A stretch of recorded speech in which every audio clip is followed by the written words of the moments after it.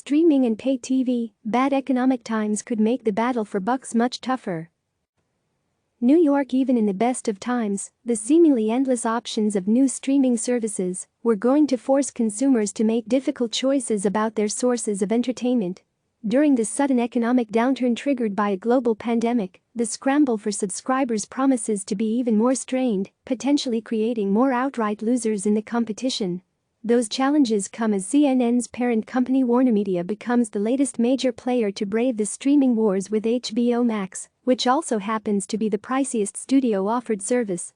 Although it will be free for HBO subscribers, the price is $14.99 a month with a 25% savings for 12-month pre-orders. HBO Max follows Disney+, which, priced at $6.99, has already ballooned to more than 50 million subscribers, and Apple TV Plus into a landscape where Netflix, NFLX, Amazon, AMZN, and Hulu, the last also a Disney, shingle, have their own relationships with consumers. Naturally, consumers are going to be careful about what subscription services they commit to now. Zak Shaikh, vice president of programming and entertainment at research-based media firm Magid, told CNN Business. That said, the value of streaming is still pretty high when you compare it to, say, going to the movies or other forms of entertainment. The streaming world during coronavirus. The irony is that people have been watching more television, both streaming and traditional.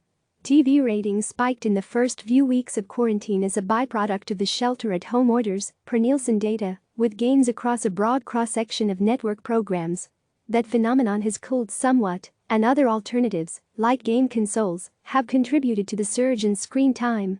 But even as those orders gradually ease, the expectation is that people will be spending more time at home, looking for something to take their minds off the pandemic. Historically, TV usage has risen in tough economic times. Still, the entertainment industry's shift to a subscription model means consumers are paying directly for content, as opposed to the trade-off of watching advertising. And while cable, satellite and internet providers offered a bundled array of options, the move to a la carte menus could further hurt the industry because of the current crisis. Traditional operators have already seen their models compromised as subscribers engage in what's known as cord cutting, dropping pricey monthly bills to access content by other means. AT&T, for example, recently reported the loss of nearly 900,000 subscribers, primarily to its direct service.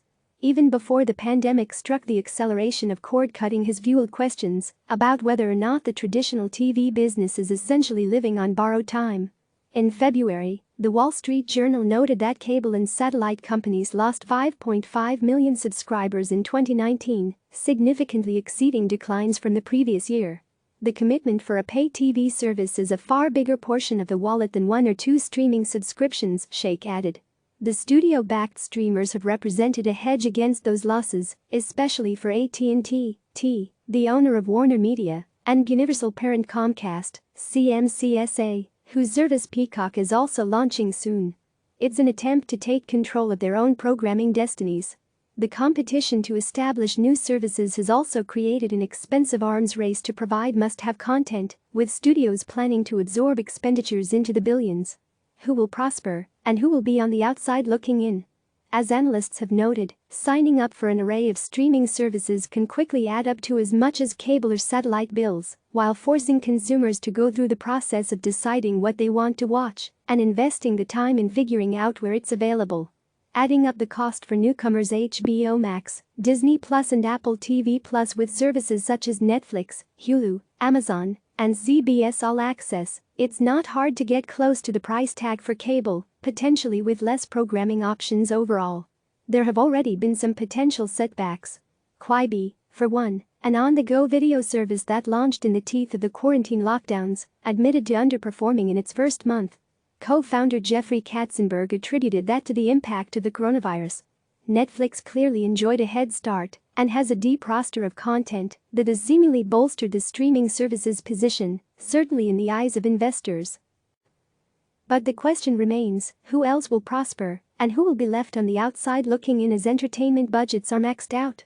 Many services will respond with adaptability and with speed, while others will take a lot longer. It's difficult to necessarily single out any specific companies without knowing how they plan to pivot, Shaikh said. But what seems increasingly clear is that services with a larger portfolio of content will do better than the services that are relying on a handful of titles to bring in subscriptions. Click subscribe to receive the latest news.